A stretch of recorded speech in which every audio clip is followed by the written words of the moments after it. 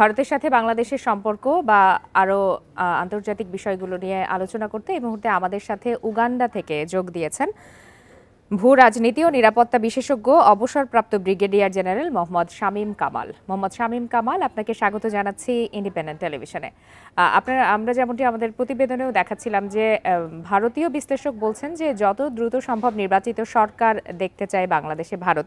সেক্ষেত্রে আপনার কি মনে হয় যে নির্বাচিত সরকার এলে বাংলাদেশ এবং ভারতের সম্পর্কে এই মুহূর্তে যে টানাপোড়েন চলছে সেটি কমবে বা বাড়বে কিনা? জি, আপনাকে ধন্যবাদ আমাকে সাথে নেওয়ার জন্য। মূলত এরকম একটা আমরা ঘোষণা বা এরকম একটা মন্তব্য শুনেছিলাম। ভারতের সেনাবাহিনীর প্রধান প্রায় 5-6 মাস আগে বলেছিলেন যে একটা নির্বাচিত সরকার আসলে হয়তোবা বাংলাদেশের সাথে সম্পর্ক উন্নতির দিকে যাবে। তো এখানে আমার দ্বিমত যেটা আমি পোষণ করতে চাচ্ছি যে দেখুন, অগাস্টে সরকার পতনের পরে যে অচলায়তন এটা কিন্তু কাটেনি, বরং এটা একটা স্টেলমেট অবস্থায় আছে। এবং এখান থেকে আশাব্যঞ্জক কিছুই ঘটেনি। এর মধ্যে পররাষ্ট্র সচিব পর্যায়ে একটা মিটিং এবং সীমান্ত রক্ষী প্রধানদের যে একটা রুটিন মিটিং আছে, এছাড়া কোনো কিছু হয়নি। এখন ভারতের ভূ রাজনৈতিক বিষয়গুলি জটিল থেকে জটিলতর হচ্ছে যখন আপনার ইউএস যখন ট্রাম্প যখন ভারতের বাণিজ্যের উপরে, ভারতের আইটেমের উপরে 50% ট্যারিফ আপনার মানে ইম্পোজ করেছেন।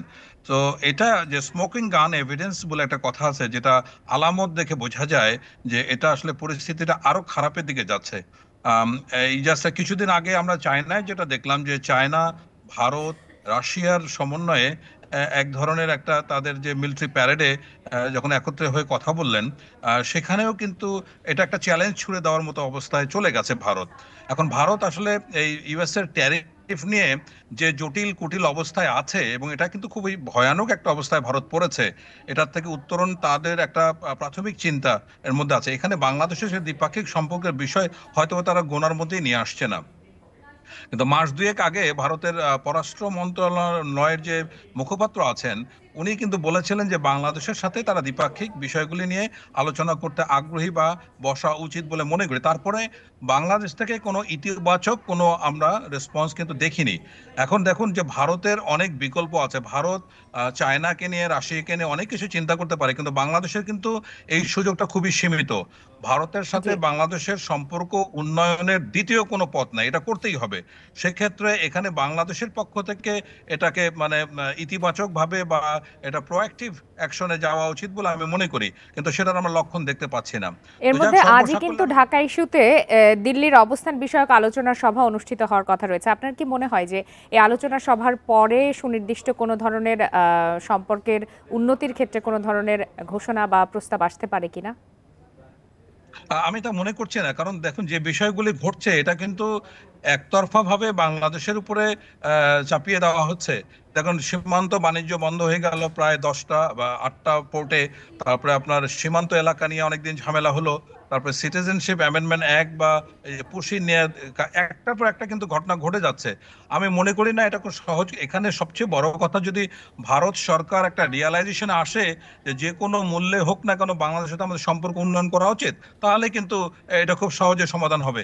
কিন্তু এই মানসিকতা যদি না ফিরে, তাহলে কিন্তু আমি মনে করি না এই সব বৈঠকে কোনো শীর্ষ পর্যায়ে যদি বৈঠক হয় তবে একটা আশার ব্যাপার থাকে। শীর্ষ পর্যায়ে বৈঠকের প্রয়োজন নাই। যদি আন্তরিকতা থাকে তাহলে উভয় দেশ এটা বসে যে কোনো মাধ্যমে খুব সহজে সমাধান করতে পারবে। কিন্তু ভারতের দিক থেকে এরকম ইতিবাচক মনোভাব আমি এখনো দেখতে পাচ্ছি না। সুতরাং এই ব্যাপারে আমি আশাবাদী নই। তবে সামনে একটা নির্বাচিত সরকার হলে ব্যাপারটা হয়তোবা আলোচনার বিষয়টা সহজ হবে। জি, শামীম এবং কামাল, সেই আমিও একটু নির্বাচিত নির্বাচন ইস্যুতে আরেকটি বিষয় জানতে চাই। যেহেতু ভারতীয় বিশ্লেষক বললেন যে বাংলাদেশের নির্বাচনে ভারত হস্তক্ষেপ করবে না, সেক্ষেত্রে আপনার কি মনে হয় এটি কতটা আসলে যুক্তিসঙ্গত যে একটি স্বাধীন দেশের নির্বাচনে কোনো বাইরের দেশ হস্তক্ষেপ করবে? এ বিষয়ে আপনার মূল্যবান মতামত জানতে চাই। না, এই ধরনের মন্তব্য করা তো একেবারে আনডিপ্লোম্যাটিক। বাংলাদেশে নির্বাচন হবে, সেখানে কে হস্তক্ষেপ করার সামর্থ্য তারা চিন্তা ভাবনা, এটা কোনো দেশই পারে না। এটা ভারত বলে কোনো কথা নেই। পৃথিবীর কোনো দেশই বাংলাদেশের নির্বাচন কি রকম হবে না হবে এটা নিয়ে মন্তব্যই করার স্কোপ নাই। আর এই স্কোপটা আমরা অতীতে দিয়েছি বলেই কিন্তু আজকে এত বড় কথা প্রশ্ন উঠছে। সুতরাং আমি মনে করি না যে এই বিষয়গুলিকে আমাদের কোনোভাবে গ্রাহ্য করা উচিত। একে তুচ্ছ তাচ্ছিল্যের সাথে এই বিষয়গুলিকে আমাদের অবহেলার সাথে চিন্তা ভাবনা করা উচিত সেটা নয়, বরং এরকমের যদি প্রসঙ্গ আসে আমরা সেখানে বলতে পারি যে তোমাদের ভারতের সাথে আমাদের দ্বিপাক্ষিক যে বিষয়গুলি আছে সেগুলি উন্নতি করার জন্য কি করে সেটা নিয়ে আলাপ করো।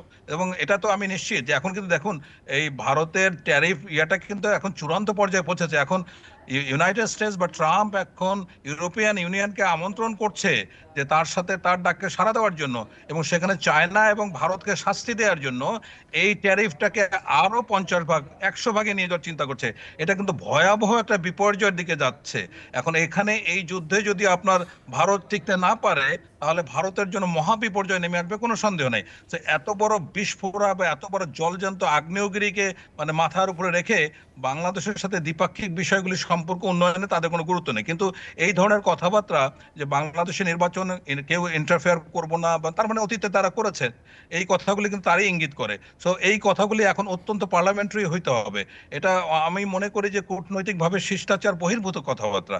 তো আমরা আশা করি যে ভবিষ্যতে আমরা বুঝতে পেরেছি যে ট্যারিফ যুদ্ধে দেখুন বাংলাদেশের কোনো বিকল্প ছিল না বলে কিন্তু ইউএস এর সমস্ত শর্ত মেনে নিয়ে আমরা একটা সমঝোতা এসেছি।